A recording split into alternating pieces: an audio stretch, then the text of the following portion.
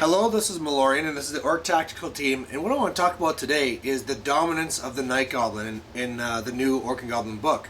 And the way that I kind of get to this was really, I kind of started off with something completely separate. I was trying to find a good use for my shields, my orcs with shields, and it turned out that a savage orc with an extra choppa is the same points as a regular orc big gun with a shield. And when you did all the math, it turned out that if you're getting something that's weapon skill 3, toughness 3, the big gun regular orcs won all the time. It was only when it got to something that was the weapon skill 4, toughness 3, that all of a sudden the savage orcs won on the in the first turn, and then after that it was a tie. But of course, if you want for real killy power, you could always go with the extra choppa, and then they just win all the time. But going past this, and I thought, well, if you're paying the points for this, it's not many more for a black orc, and then the black orc actually still has an armor, because of course with the big gun, if you gave them 2 hand weapons, they just have a 6+ save, or sorry, they don't have any. Yeah, they're 6+ save, and if it was a savage, then you have a 6+ ward. So you might as well go with these black orcs, just because then you have these options for the great weapons, and it just seems to be a better thing to do. So, in the same thing as well, that if you're going to be going with one with 2 hand weapons for a big gun, well, compare them to the squeak herd. The squeak herd now is strength 5 all the time, not just on the first turn. So it just seemed to be that when you really looked at it, anytime you wanted to be killy, you might as well do it with your specials. And so if you're filling your specials with all this, what are you going to be doing with your core?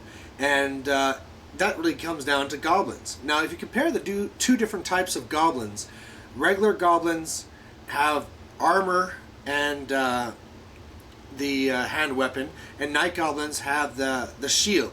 And so both of them have a 6+ armor, but the night goblin has the parry pretty much for free. If it wants to go to spears or something, it's free rather than the half point for the goblin.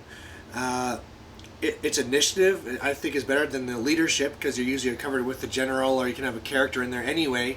And then finally, the netters. I find the netters to be a way better upgrade than the skulkers of the goblins. What do you like better, skulkers or netters?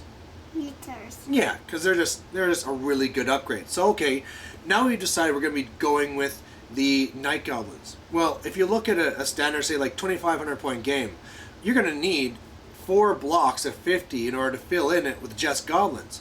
And then I started thinking, well, maybe we could also take advantage of the free spear upgrade, because really, the parry's better if you're trying to live in just from that unit of 50.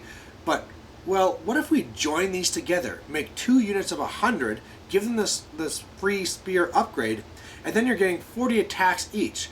And really, now with all these guys, you can really wear something down. And I'm really thinking now that's the way to go with orcs and goblins. For your core, it seems to be the best thing to be is these units of 100 night goblins with spears, and then give them netters. And they can pretty much just whittle down anything. And finally, somebody, when I posted this on Warseer, I got this one counter saying, well, why don't you just make the savages big guns? Then they just become way better. Well, I actually did a neat comparison where I took 40 big gun savages with an extra choppa, and I paired them off against 131 night goblins with spears and netters.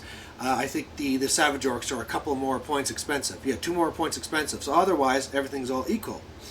And actually, when you run down the numbers, the night goblins end up winning. I think after something like 7 rounds of combat, actually thanks to the ranks, the night goblins now win the combat. But at that point, there's only 7 savage orcs compared to the 40 night goblins anyway.